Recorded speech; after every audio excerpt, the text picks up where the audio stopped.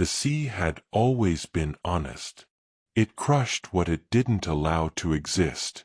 Yet tonight, somewhere beneath the lightless waters of the Black Sea, something was moving that should not have been possible at all. No sonar echo. No thermal signature. No sound. And yet, it was fast. Too fast. Naval monitoring stations across 3 continents registered the anomaly within the same 30-second window. Operators stared at their screens as numbers spiked, stabilized, then vanished. A submarine had crossed restricted waters at a velocity no known vessel could survive. And it left no trace behind. In a sealed underground facility thousands of kilometers away, a single red indicator blinked to life. Breach detected. Men who had spent their lives preparing for nuclear war froze, not in panic, but in disbelief. The data on their screens defied physics, defied doctrine, defied everything intelligence agencies thought they understood about underwater warfare. Someone had just rewritten the rules of the ocean, and they had done it silently. James Bond was not informed immediately. That alone made the situation catastrophic. When the call finally came, it was not framed as an attack, nor even as theft. It was delivered as something far worse. A system had been compromised without a single alarm triggered. A classified asset had vanished from a facility that officially did not exist. And no organization had claimed responsibility. There was no enemy name. No demands. No message. Only absence. Bond understood absence better than most. Absence meant planning. Absence meant patience. Absence meant an enemy that did not need recognition to prove its power. By the time Bond stood alone in the operations briefing room, staring at a projection of dark, unmapped waters labeled simply as Black Zone, he knew one thing with absolute certainty. This was not the work of criminals. This was not terrorism. This was something older, and far more disciplined. Something that believed the world's oceans already belonged to it. What intelligence could not yet confirm, but Bond already sensed, was that the stolen technology was never meant to be sold. It was meant to be used. Used to open routes no navy could patrol. Used to strike where no defense existed. Used to build an empire that lived beneath the surface of the world. An empire with no capital city, no flag, no public leader, only cells, and a symbol whispered in fragments across encrypted channels. A name that would not surface easily. Black Trident. And somewhere, far below the reach of sunlight, a separate force was already in motion. A division that operated beyond orders, beyond borders, beyond fear. They called themselves. Beneath the Black Sea, Bond had faced assassins, nations, and ideologies. But as he prepared to descend into waters where even truth drowned quickly, he was forced to confront a far more dangerous reality. This mission would not be about stopping a weapon. It would be about surviving an enemy that had already mastered invisibility. And once James Bond entered their world, there would be no clear way back to the surface. The Carlton Meridian Hotel had never changed. Same marble floors. Same muted jazz drifting from nowhere. Same discreet waiters who pretended not to recognize men who preferred anonymity. James Bond liked it for exactly that reason. He sat alone near the tall windows, sunlight sliding across his untouched cutlery, reading nothing in particular on his phone. Lunch, for Bond, was rarely about food. It was about watching people when they thought no one important was looking. That was when the shouting began. At first, it sounded like background noise, an argument muffled by glass and distance. Then a sharp cry cut through the calm.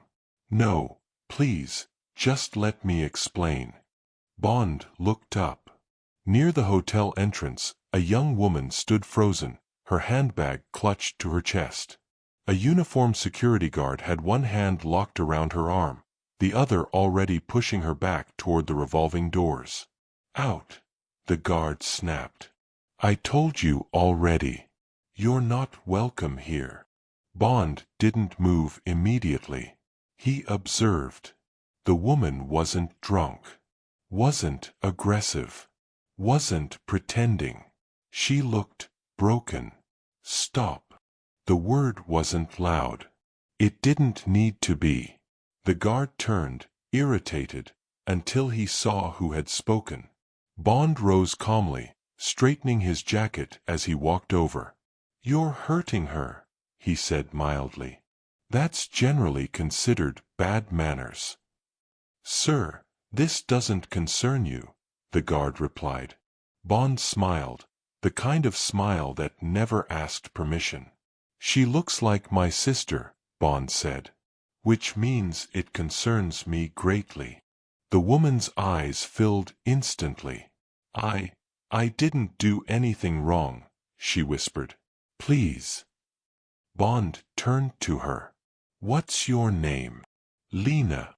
"And what's the problem, Lena?" She hesitated, then broke. Tears spilled freely.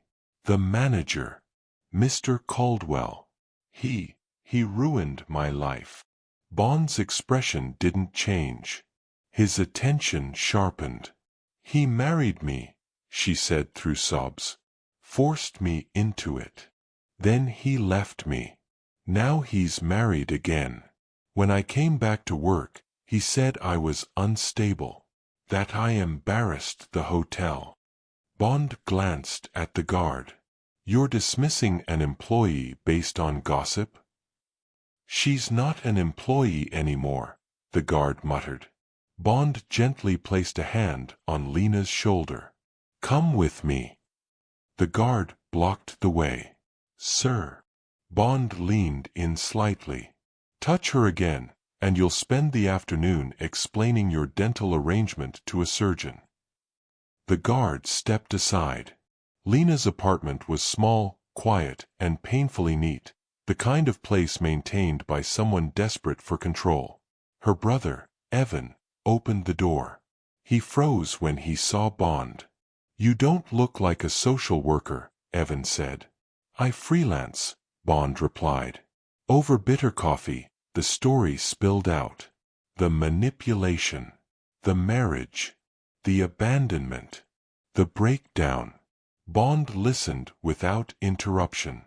When Lena finished, she stared at the floor, ashamed. "I know I'm not well," she said softly. "I still feel something for him." Bond studied her carefully. "No," he said. "You don't." She looked up, confused. "You feel what he planted," Bond continued, "and it can be removed." Evan laughed nervously. "You're not serious." Bond stood. "Give me 20 minutes. Hypnosis was not magic. It was precision." Bond worked slowly, carefully, guiding Lena through memories, separating emotion from attachment, unraveling psychological anchors her former husband had twisted to his advantage. Sweat formed at Bond's temple. This was difficult, dangerously deep. When he finally stepped back, Lena's breathing steadied. She blinked and frowned. "Why did I ever love him?" she asked. Evan stared in shock. "Lena." She smiled faintly. "I feel clear." Bond allowed himself a small exhale. Back at the Carlton Meridian, the guards moved to stop them again. Bond didn't pause. His fist connected cleanly with the nearest guard's jaw. The man flew backward, collapsing into a decorative plant. Bond adjusted his cufflinks. "Anyone else?" No one moved. The manager's office smelled of cologne and arrogance. Victor Caldwell looked up from his desk, anger already rising. then paused when he saw Lena standing calmly beside Bond. "You," Caldwell snapped. "What are you doing here?" Lena didn't flinch. Bond smiled inwardly. "Good. You fired her," Bond said. "Why?" "She was unstable," Caldwell sneered. "A liability." Bond leaned casually on the desk. "She's perfectly stable now. So I suggest you reinstate her." "We don't have a position." Bond picked up the phone. Dialed. "Henry," he said cheerfully when the owner answered. "Lovely hotel. Shame if something tragic happened." They laughed together.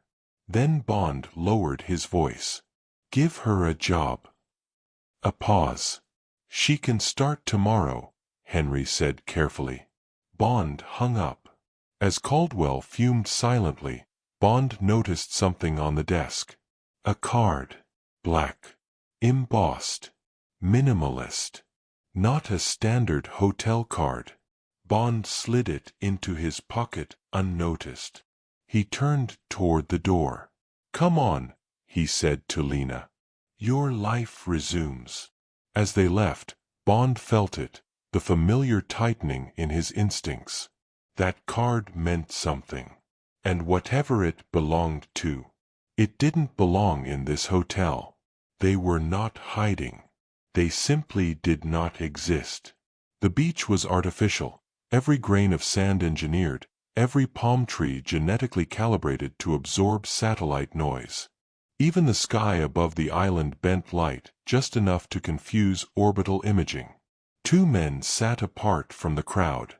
Ronan Hale stared at the horizon, his posture relaxed, his mind anything but. Beside him, Silas Crow adjusted the strap of his watch, not because it was uncomfortable, but because habit demanded motion when the world felt too quiet. 3 days, Silas said calmly. That's a record. Ronan didn't look away from the sea. Silence always ends. Right on cue, both men felt it. A vibration, not on their skin, but inside their skulls. No ringtone. No alert. Just a single neural pulse. Silas stood instantly. Section priority. Ronan rose slower, already calculating. That frequency is reserved. For us only, Silas finished. They left without explanation. No one noticed. No one ever did. The aircraft had no windows. It didn't need them. The cabin was matte black, adaptive to electromagnetic scans. Their weapons remained holstered, not because they were unarmed, but because the aircraft itself was a weapon. Silas broke the silence. If they activated Omega-level recall. Then something slipped, Ronan said. Or someone pushed. Silas exhaled. Either way, the sea's about to wake up. The aircraft tilted downward, straight into the ocean. There was no impact, only a smooth transition as liquid darkness swallowed them whole. Pressure never arrived. Instead, the sea parted. Beneath the Black Sea, the impossible waited. The headquarters was not symmetrical. It was not beautiful. It was inevitable. A colossal structure fused into the seabed, its outer shell layered with reactive alloys that shifted shape under stress. Autonomous sentry drones moved in silence, scanning molecular disturbances rather than objects. No guards. No patrols. Security was thought-based. At the core of the complex, suspended within a lattice of quantum conduits, was the Central Intelligence Engine, a supercomputer capable of predictive warfare modeling centuries ahead. It answered to one authority only: the commander. Ronan and Silas entered the briefing chamber. The room sealed itself. No doors. No exits. Only darkness. Then, mission designation: Black Current. The words did not echo. They embedded. Silas stiffened. That's propulsion class. A hologram formed, slow, deliberate. A compact cylindrical device rotated before them, its surface etched with microscopic fractal patterns. Device name: Neptune Vector Node. Function: hypercompression aquatic propulsion.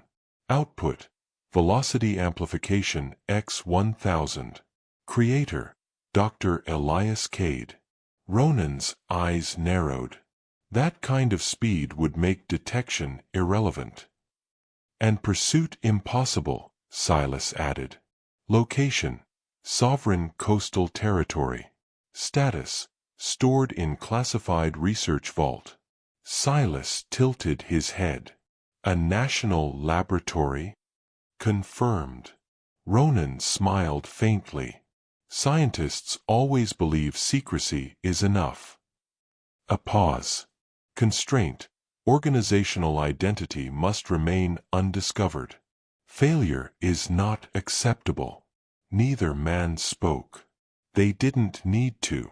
Stage 1 began at an island that officially did not exist.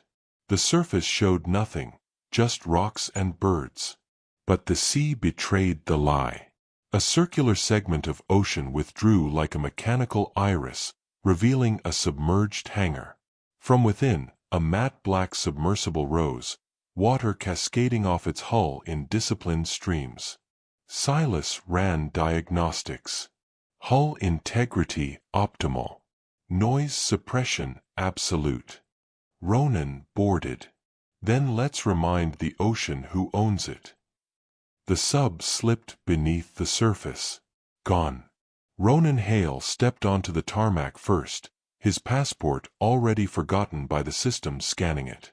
Silas Crow followed, adjusting the collar of his jacket, not out of discomfort, but habit. Surveillance cameras blinked, recorded, and erased. Outside the terminal, rain misted the city in pale silver. A taxi waited. Silas leaned into the window. The Abyss Club. The driver nodded. No questions. They didn't speak during the ride. They didn't need to. The city unfolded around them. Markets, lights, shadows, people who believed they mattered. Ronan watched reflections slide across the glass, already mapping exits, angles, variables. The club appeared suddenly, neon slicing through darkness like a wound. Inside the abyss, sound was weaponized. Bass frequencies masked conversation. Light fractured faces into fragments. Ronan moved first, casual, unremarkable. Silas followed minutes later, separate paths, same destination. At the bar stood Victor Hale. Manager. Fixer. Asset. Ronan ordered a drink he wouldn't finish. Silas sat 2 seats away. Victor didn't look at either of them when he spoke. "You're late," he said softly. Silas replied without turning. "You're alive. That means we're early." Later, in a soundproof corridor behind the club, Victor finally faced them. "The laboratory is real," he said. "Restricted coastal zone. No public access. Off-grid power." Ronan's voice was calm. "And the component?" "Stored under biometric lock." "But," Victor hesitated, "there's a weakness." Silas's eyes sharpened. "There always is." "The storekeeper," Victor said. "She handles inventory transfers. Scientific background. Trusts equations more than people." Ronan nodded. "Where do we stay?" Victor slid a card across the table. "Residence secured. No records. 2 blocks east." The safe residence was minimal. Concrete walls. Shielded windows. Clean air. Ronan placed his equipment on the table, methodical. Silas checked external feeds. "This city listens," Silas said. But it doesn't understand. Ronan allowed a thin smile. Perfect. 2 days passed. No movement. No mistakes. Then the phone rang. Silas answered. Listened. Once. She's ready, he said. The hotel didn't advertise the room. No number. No staff access. Just a door that recognized intent. Inside, the storekeeper waited. Nervous. Controlled. Brilliant. The device rested inside a hardened case between them. Ronan opened it slowly. The Neptune vector node pulsed faintly, alive with contained potential. 1,000-fold velocity, Silas said quietly. Underwater. Her hands trembled slightly. This isn't meant for war. Ronan closed the case. Neither was fire. A transfer notification blinked on her device. Funds. Enough to disappear. She didn't look up when she slid the case forward. After tonight, she said, I don't exist. Silas nodded. Correct. They left separately. Different routes. No witnesses. At dawn, the submersible slipped back into the sea, carrying the future inside its hull. Above them, the city woke unaware. Below them, the Black Sea accepted its offering. And far away, something unseen had begun to notice the silence where something important used to be. The card felt wrong the moment Bond touched it. It lay half-hidden on the manager's desk, black, matte, unbranded except for a single silver emblem pressed so lightly it almost disappeared when viewed straight on. The Abyss. No address. No number. Bond slid it into his pocket without changing his expression. Some instincts were trained. Others were earned. And this one was screaming. Later that night, Bond stood alone near the window of his hotel suite, city lights stretching endlessly below. He removed the card again, turning it slowly between his fingers. A club, he murmured to himself. But not the kind people go to for music. He reached for his secure phone. One name. One call. Ethan, it's me. The reply was instant. I was hoping you'd call. Bond allowed a thin smile. Run the name The Abyss. Quietly. There was a pause. Fingers on keys. Then Ethan spoke again, slower now. This isn't a normal establishment, James. Go on. The manager, Victor Hale. Officially, he's from one country. Unofficially, he's been everywhere. Financial anomalies, shell corporations, offshore transfers routed through dead zones. Bond's eyes hardened. And the club. A pressure point, Ethan said. Diplomats, scientists, contractors. People who don't want to be seen, but want to see others. Bond exhaled. I had a feeling. You thinking what I'm thinking? Ethan asked. Yes. A pause. You want him brought in, Ethan said. Not officially, Bond replied calmly. I want him talking. The second call came before Bond could pour a drink. This one carried urgency. Bond, the voice said sharply. The component is gone. Bond didn't react outwardly. Gone. The propulsion unit. The Neptune vector node. Removed without triggering primary alarms. Bond closed his eyes briefly. That feeling again. I'll bring it back, he said. I promise you that. An hour later, Bond walked through the underground corridors of headquarters. Steel. Silence. Authority. At the center waited the deputy chief, the man no one officially acknowledged, the one Bond knew by a name no file contained. He looked up as Bond entered. This isn't coincidence, the deputy chief said immediately. No, Bond replied. It's coordination. Bond laid out everything: the club, the card, the stolen component. The deputy chief's jaw tightened. If this is who I think it is, then we're late. Bond's eyes narrowed. You know something. I know enough to be concerned, the man replied. And not enough to stop it yet. Bond nodded once.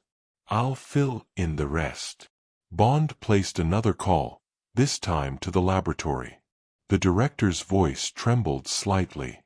Yes, there was a storekeeper. Exceptionally talented. But she hasn't reported for days. Bond's gaze sharpened. Did she have outside contact? A pause. Yes. She visited a club. A private room. The abyss. Bond ended the call. Everything was aligning. Status? Bond asked quietly into his transmitter. Ethan's voice crackled back. Target secured. Bond turned away from the window. Bring him in. The manager sat under a single light, his confidence already cracking. Bond stood across from him, calm, precise. You don't look like a nightclub manager, Bond said. The man swallowed. I don't know what you mean. Bond leaned closer. You helped 2 men. Foreign nationals. Highly trained. Silence. Bond placed the black card on the table. The manager's face drained of color. That's enough, Bond said softly. Names. Minutes later, Bond straightened. 2 agents. False passports. Multiple countries. And one phrase that changed everything. They belong to a section, the man whispered. A deep one. Bond's eyes locked onto him. Name it. The man hesitated, then broke. Black Trident. Bond didn't blink. Headquarters, he asked. The manager laughed weakly. No one knows. Only rumors. Bond tilted his head. Try. Underwater, the man whispered. Somewhere beneath the Black Sea. Silence filled the room. Bond stepped back. So that's where you're hiding, he thought. Hours later, Bond stood alone again, this time surrounded by holographic maps, intelligence streams flowing like rivers of light. Black Trident. A shadow organization. Subsections operating independently. One known division, beneath the Black Sea. An underwater headquarters. A stolen component capable of changing naval warfare forever. Bond straightened his jacket. All right, he said quietly. Let's dive. The steel platform hovered above the Black Sea like a forgotten scar. Below it stretched endless darkness, water so deep it swallowed sound itself. Above, only razor-cold wind and a low-frequency vibration pulsed through the metal beneath their boots, a warning hum that never stopped. Agent Cairo and Agent Viren stood side by side, silhouettes against the night. Both were elite, trained beyond national doctrines, stripped of hesitation, rebuilt for silence and precision. In front of them waited a black titanium elevator. No buttons. No markings. No mercy. Cairo stepped forward. The elevator scanned his retina in a single, silent flash. A second scan followed for Viren. The doors slid shut. Without a jolt, without a sound, the elevator began descending, straight into the sea. Water pressed against reinforced glass walls as darkness swallowed them whole. When the doors opened again, reality shifted. They stepped into a world that did not belong beneath an ocean. Blue holographic streams ran endlessly along the walls like flowing veins of light. The floor beneath their feet was transparent glass, and far below it, the Black Sea moved slowly, alive, breathing, watching. AI-controlled sentry drones hovered silently along the corridors, their red optical sensors blinking with mechanical patience. At the heart of the complex stood a vast circular command chamber, and within it, the section chief. His face defied time. Not young, not old, not human in the usual sense. His features were smooth, unreadable, untouched by age or emotion. He wore no armor, no insignia, only simple dark clothing. But his eyes, they froze intent itself. Cairo and Viren snapped into a synchronized salute.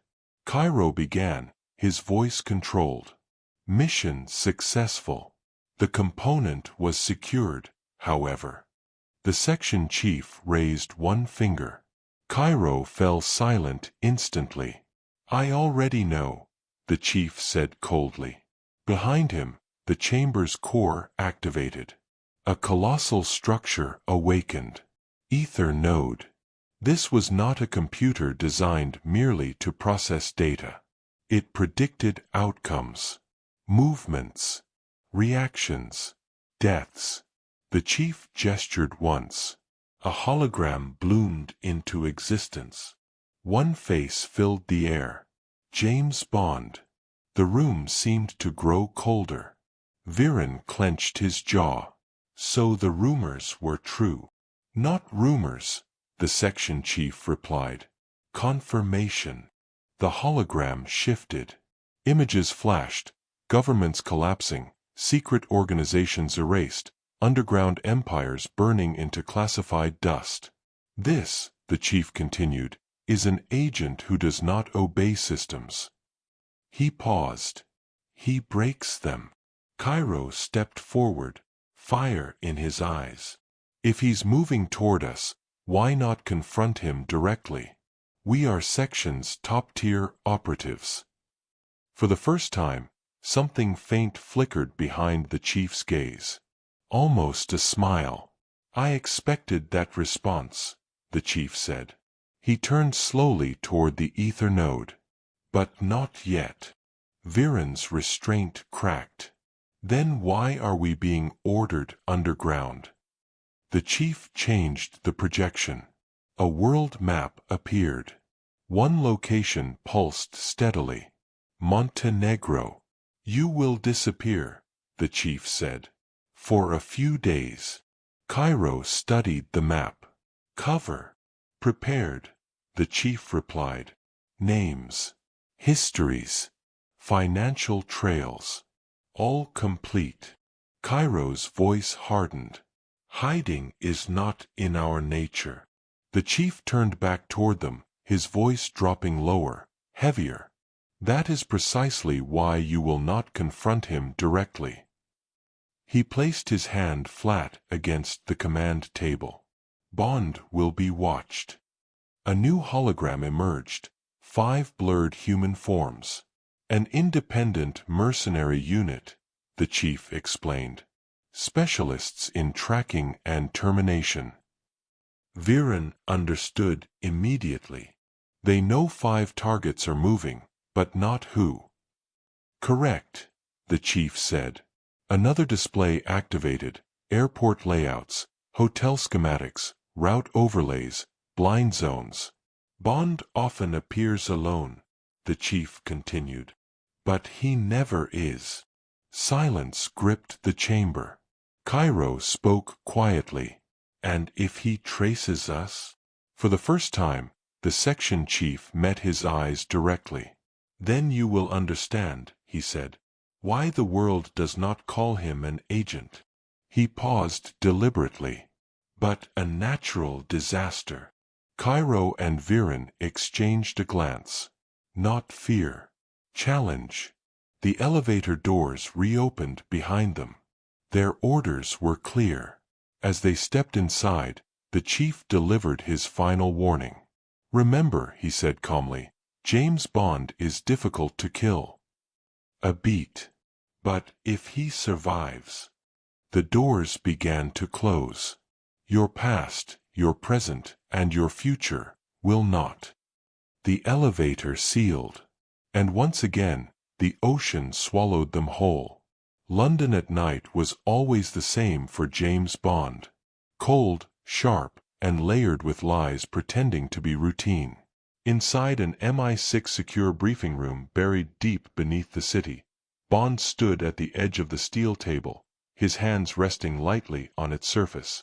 Across from him sat his trusted field team, operatives whose names appeared rarely in official files but constantly in classified after-action reports. The room lights dimmed as a world map ignited on the central screen. Bond tapped the control once, calmly, deliberately. "We're not going in directly," Bond said, his voice low but firm. Every pair of eyes locked onto him. "When someone prepares too much," he continued, pacing slowly along the table, "walking straight into their expectations is the fastest way to die." He marked the first location on the map. "Iceland," Bond said. "Commercial flight. Regular passengers. No priority lanes." One of the agents leaned forward, confusion clear on his face. "Why not the target country directly?" he asked, skepticism slipping into his tone. Bond allowed himself a faint, knowing smile. "Because the people waiting for us there," Bond said evenly, "have already memorized every direct route." A second marker blinked to life. "From Iceland, we move via private charter," Bond went on. "Flight registered under a shell identity that doesn't exist on any intelligence grid." The agents began taking notes. "Phones stay minimal," Bond added. "No personal habits. No predictable behavior. And at the airport." He paused briefly, letting the silence do its work. "No heroics." Iceland's airport felt ordinary. For most people, ordinary meant safe. For Bond, ordinary was just a well-dressed illusion. As their plane touched down, Bond scanned the terminal without turning his head. Cameras positioned too perfectly. Security officers rotating in a pattern that looked rehearsed. And two faces, almost painfully normal, standing exactly where they should not have been. Bond said nothing.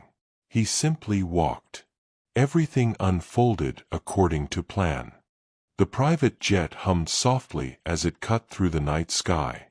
Inside the cabin, an unnatural silence lingered, focused, alert, waiting. Bond sat by the window when his watch vibrated once. An encrypted channel opened. Bond accepted the call and listened. The MI6 chief's voice came through steady, serious, stripped of all unnecessary words. "Bond, where you're heading," the chief said. "They're already prepared." Bond's expression didn't change. "How much detail has leaked?" Bond asked calmly. There was a brief pause before the reply.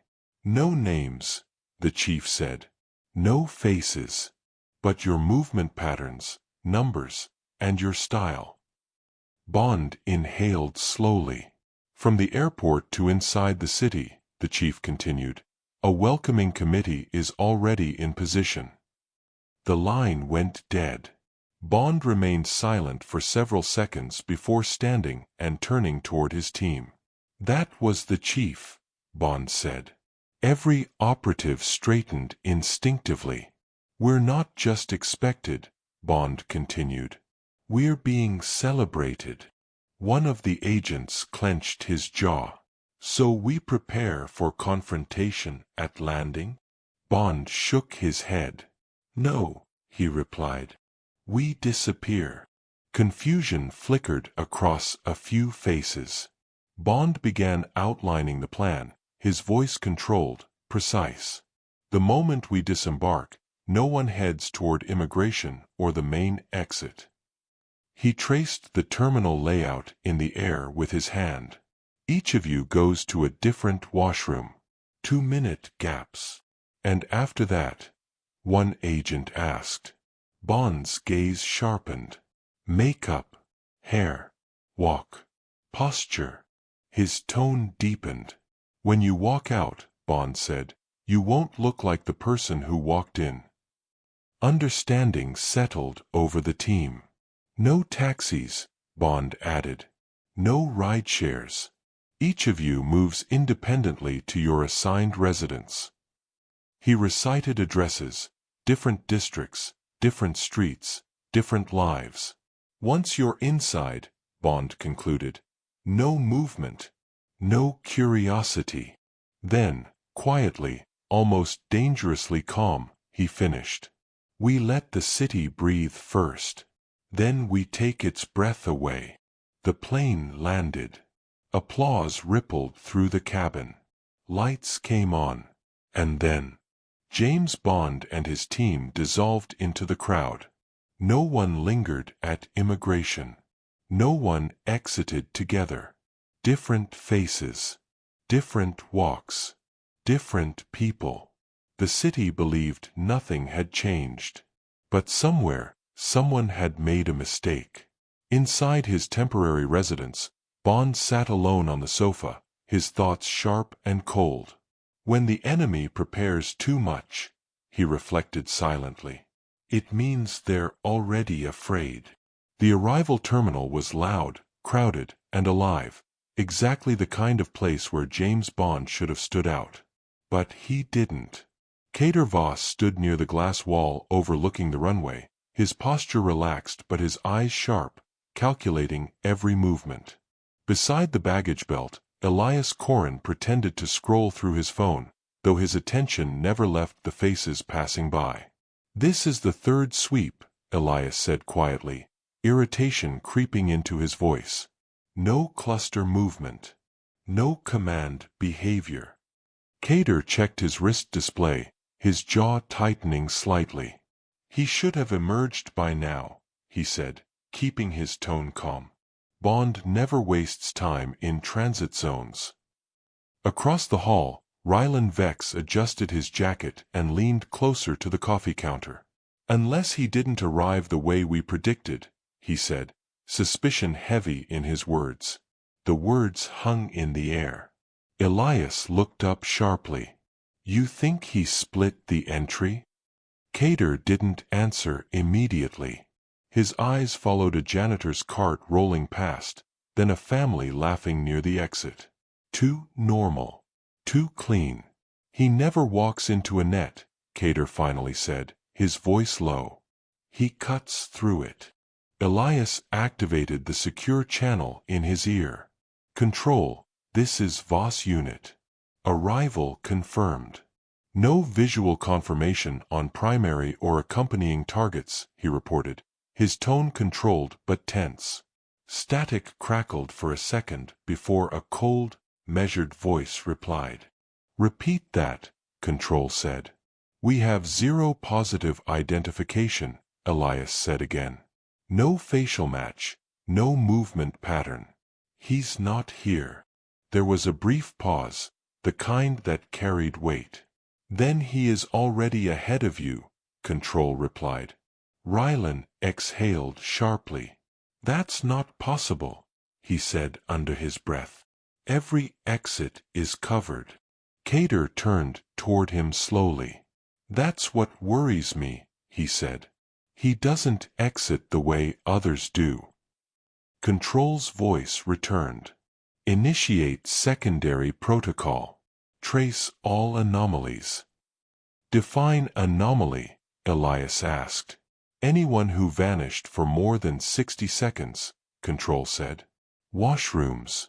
Staff corridors. Private transfers. Kader's eyes narrowed. He used the washrooms, he said with quiet certainty. Minutes later, Elias stared at the surveillance screen, his finger frozen on the rewind control. Here, he said, pointing at the display.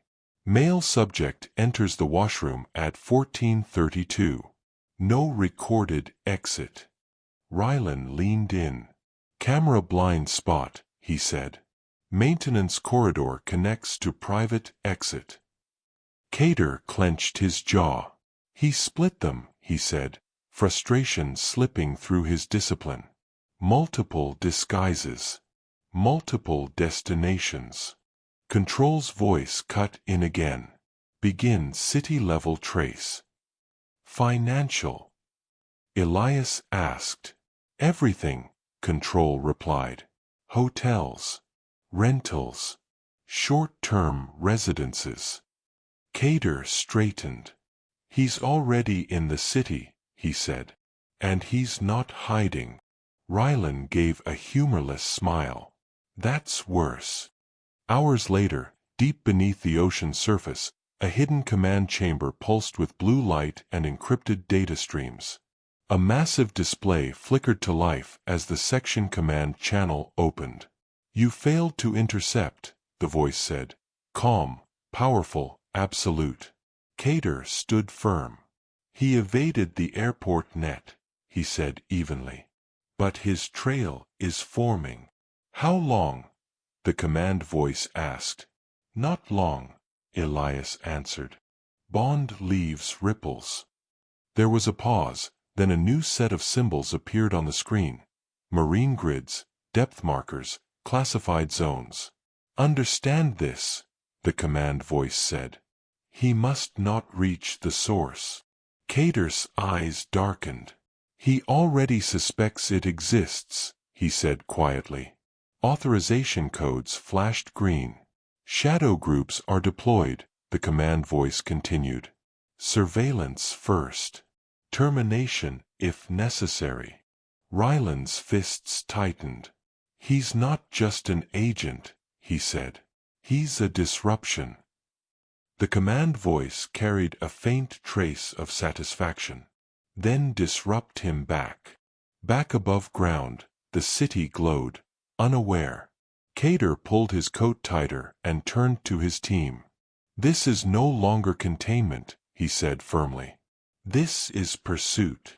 Elias nodded. He thinks faster than systems. Rylan smirked grimly.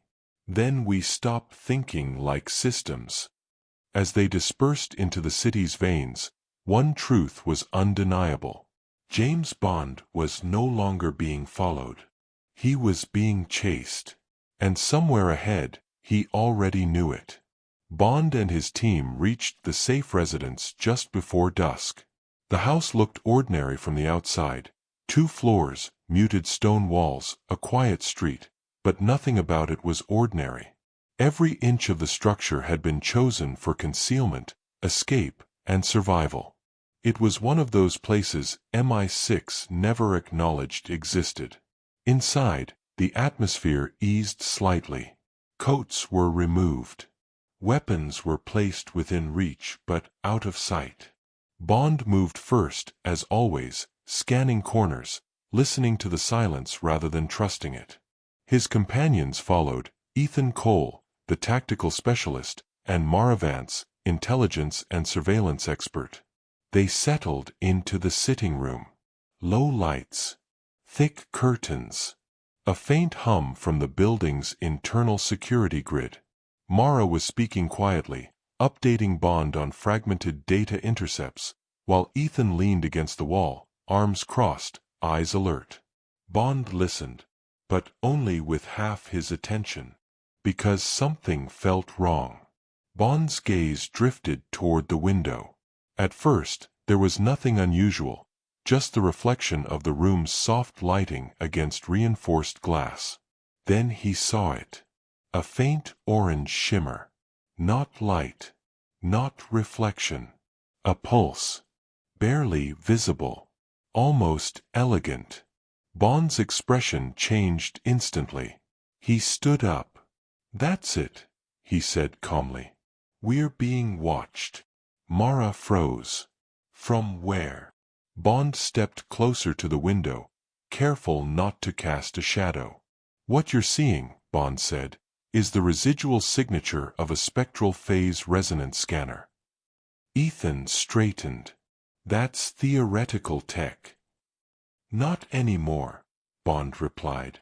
It uses quantum-tuned particles that resonate when passing through treated glass. The scanner doesn't emit a traditional signal. It feeds on ambient radiation, electromagnetic noise from cities, satellites, even household electronics. Mara's voice lowered.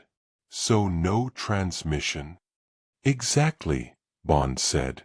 No signal to intercept. No sound. No heat. No trace, unless you know what to look for. He tapped the glass lightly. That orange hue. That's resonance bleed. Whoever's operating it doesn't even know we've detected them.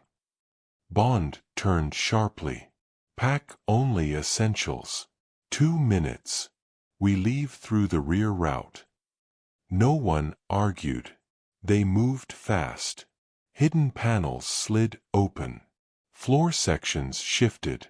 A narrow corridor revealed itself behind what had once been a storage wall. Bond led the way, his steps precise, controlled. They exited through the concealed passage just as the house behind them changed forever. Bond counted under his breath. 3, 2, 1. The explosion thundered through the street like the sky tearing itself apart. Fire and debris erupted where the safe house had stood seconds earlier. Stone and steel were thrown into the air like paper. The shockwave knocked dust from rooftops half a block away. From their new position, Bond and his team watched in silence. They had escaped by seconds. Bond exhaled slowly. Too close, Ethan muttered. Bond turned to him. Cole. Vance. Circle back, 2 houses east. Find whoever was running the surveillance. Bring one back alive. They moved instantly. Minutes passed. Then footsteps. Ethan and Mara returned, carrying a man between them. He was conscious, but barely. His movements were weak, uncoordinated, as if his body refused to obey him. They brought him inside the temporary fallback room and lowered him onto a chair. Bond crouched slightly, observing. Loosen his arms, Bond said. Just enough. Ethan complied. Bond placed 2 fingers lightly on the man's wrist, then his jaw. A controlled technique, enough to bring someone fully awake without causing permanent harm.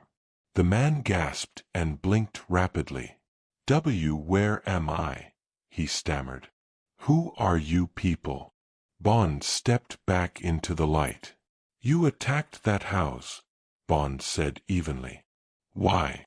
The man's eyes widened in confusion. I didn't attack anyone. I swear. I was just watching, doing my job. Last chance, Bond said. Who sent you? The man shook his head. I don't know anything. Bond didn't raise his voice. Instead, he looked at Ethan. Cole, Bond said quietly.